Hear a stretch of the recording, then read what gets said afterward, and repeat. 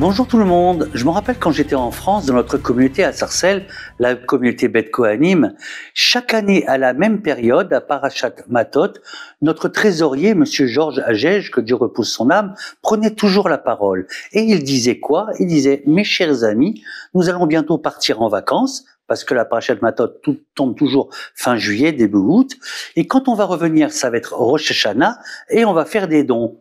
Mais avez-vous payé vos dons de l'année dernière?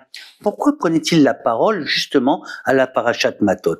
Parce que dans la Parashat Matot, au chapitre 30 et au verset 3, il est écrit « Si un homme fait un vœu, il ne peut violer sa parole, tout ce qu'il a proféré sa bouche, il doit l'accomplir. » Oui, mes chers amis, un Parashat, Akadosh Baruch Hu nous ordonne de respecter notre parole. Tout ce qu'on dit, il faut le faire. Bien sûr, quand on fait des dons à la Torah, il faut toujours respecter. C'est pour ça, quand on fait un don, c'est bien de venir juste le lendemain payer son don. Quand on fait un don, il faut être sûr de pouvoir le payer. Mais c'est pas seulement des dons, un vœu. Un vœu, c'est des parents qui parlent à leurs enfants. Si t'es sage, je vais t'acheter une petite voiture.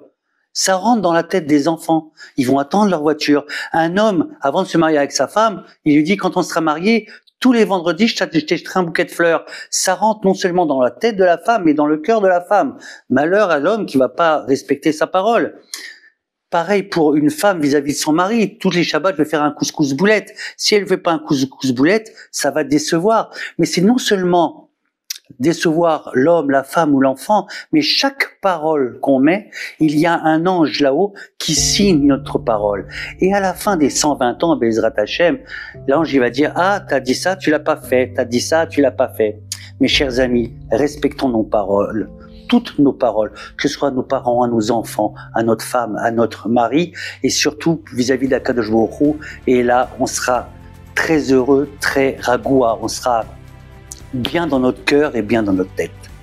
Shabbat Shalom, et je vous aime.